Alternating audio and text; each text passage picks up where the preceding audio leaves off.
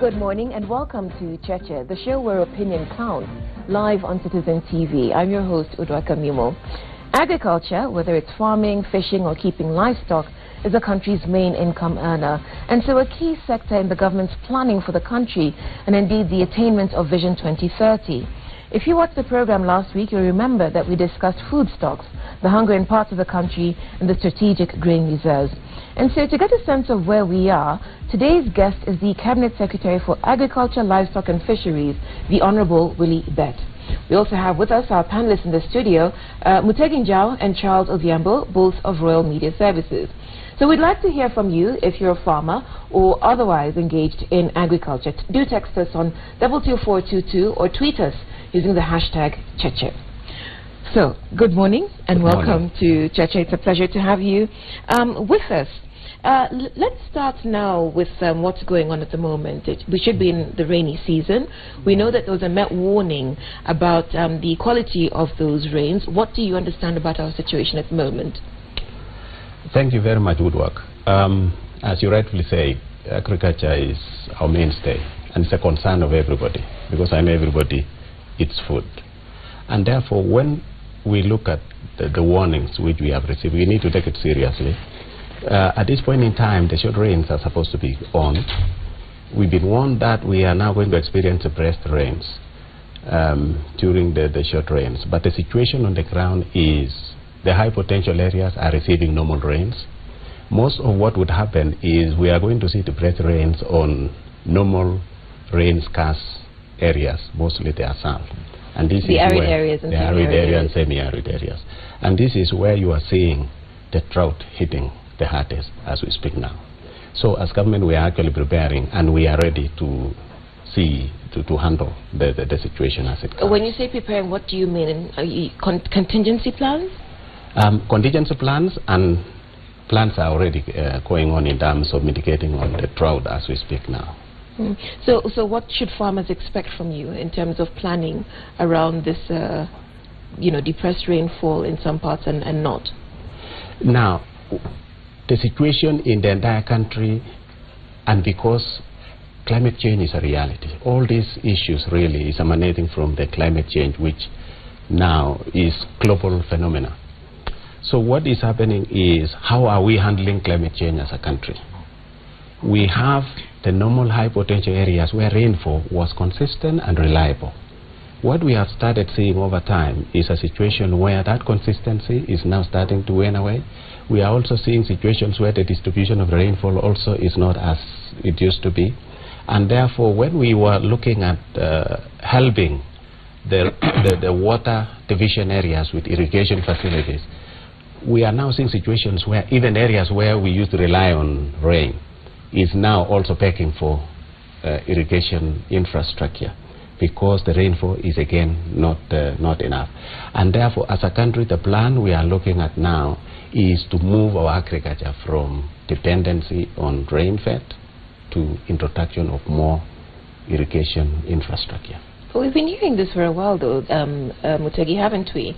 Every time we hear about agricultural policies, whether it's, revitalizing agriculture or medium-term strategies or whatever, we hear about the mechanization of agriculture. We hear about moving away from the dependency on rain, but we never quite see it happening. Would you agree with that, Mutegi?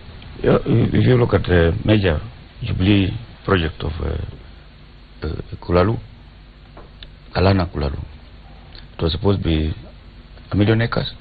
Under irrigation, yes. Under irrigation. We sent experts there to do research.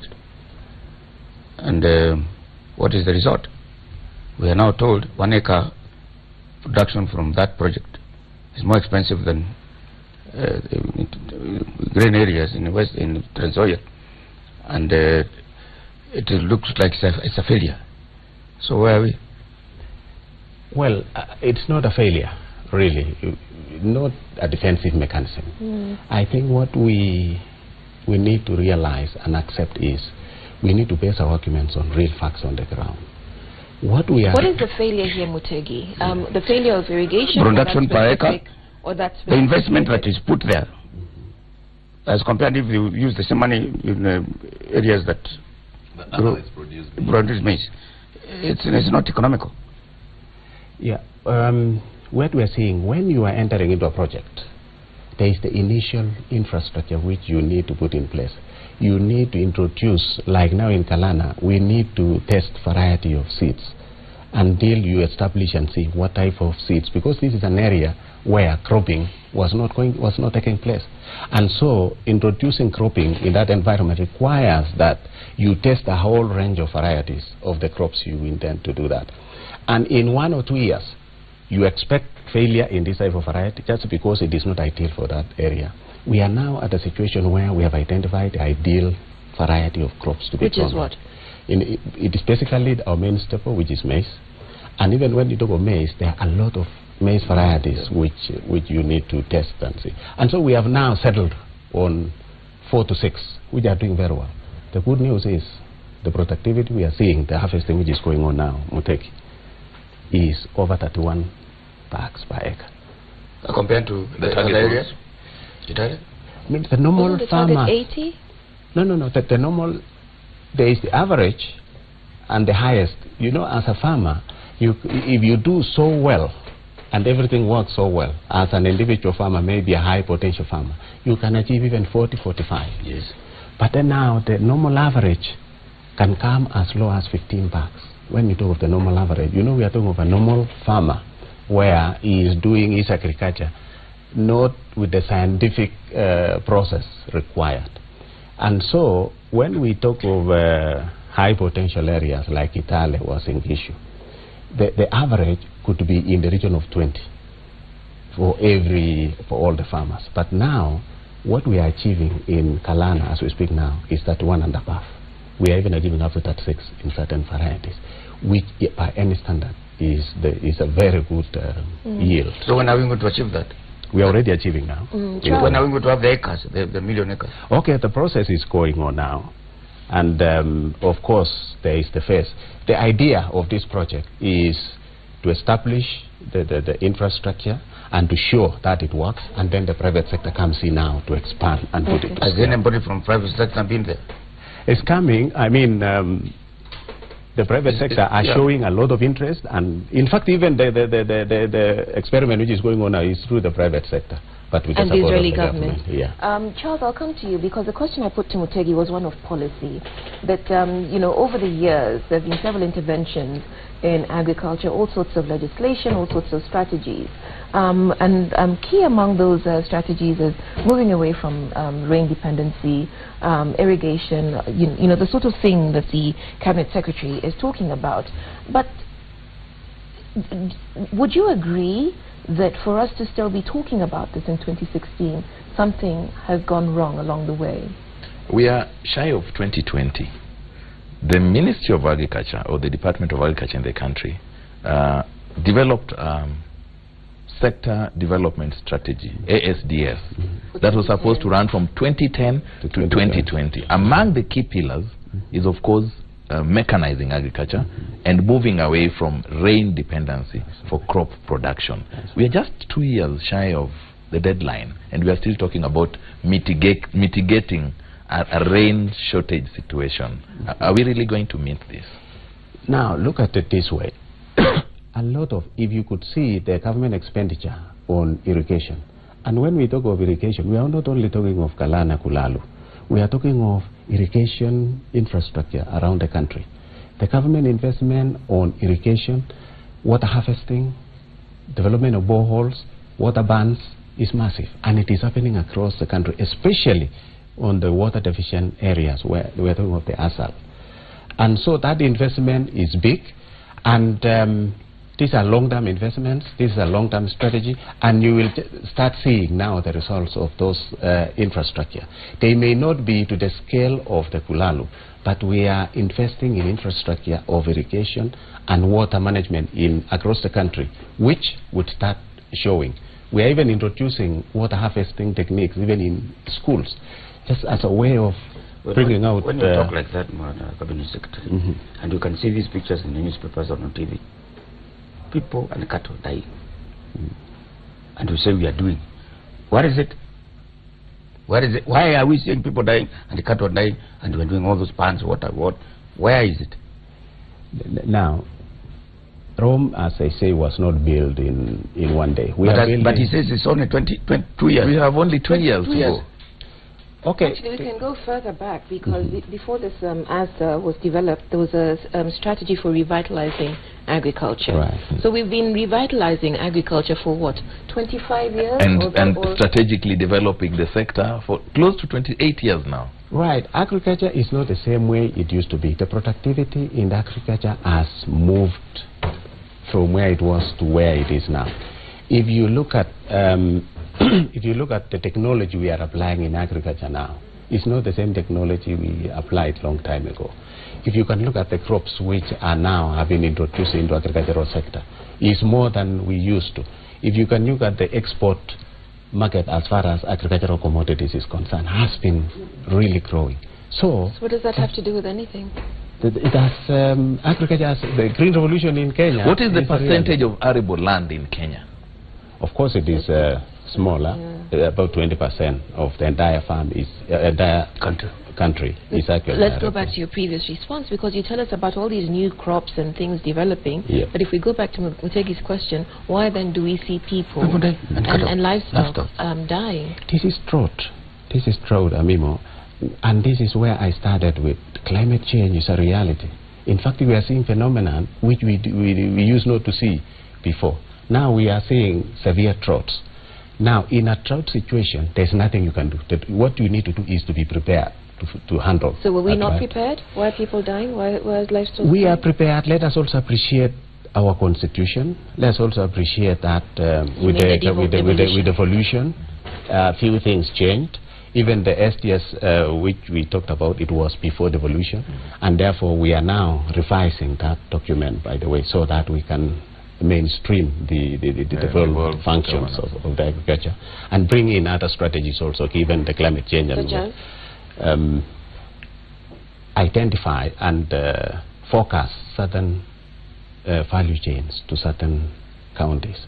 What we are doing now is, if our main staple is maize, now if our requirement for maize is 40 million bags, now we have no business encouraging people in areas where they have no competitive advantages as maize production is concerned. So we want to put investments and focus in areas where they can produce excess maize and focus the crops we can do very well in each area. That is the kind of tweaking we are doing now. But I want to ask a layman's question. Is the country producing is the country producing enough food? Agriculture, livestock, fish. Are we producing enough food? To feed ourselves. To feed the country. With our staple, when you talk of food in Kenya, you are talking of... I'm talking about everything. Of course. Do we have enough fish? Do we have enough sugar? Do we have enough maize? Do we have enough beans? Do we have enough food? It doesn't work like that. How does it work? It works this way. You can never produce enough of everything. No country can produce enough of everything.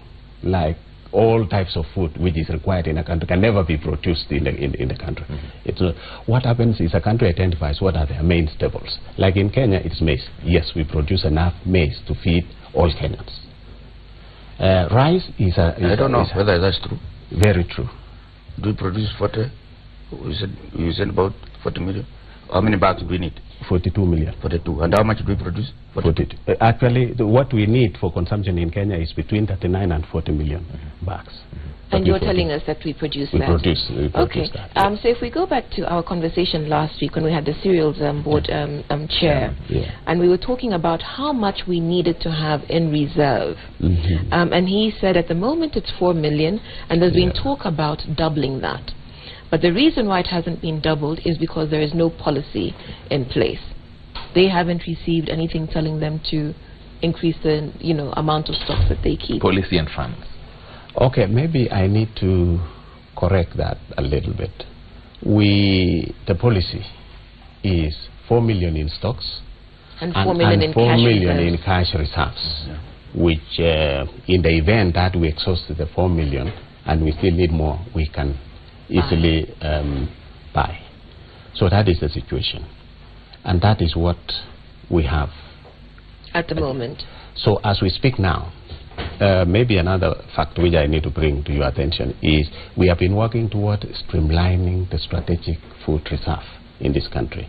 We touched on that last week, but yes. please go ahead. Yeah, for a long time it has been managed by multi-sectoral ministries. As we speak now, it is being oversighted by a board, which is doing a wonderful job. So the first thing they need to do is to manage the stocks, because we've had a lot of stocks which at some point in time also go bad.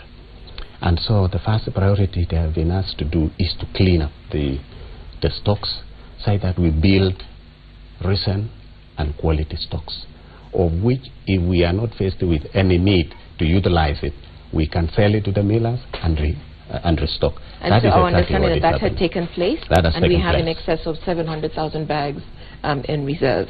We now have 730,000 bags in reserves, and we are now purchasing fresh crop as we speak now. Okay. Last week we were told that the government was buying for 2,800. So before we get into prices, let's just exhaust this, right. what we should have in stocks.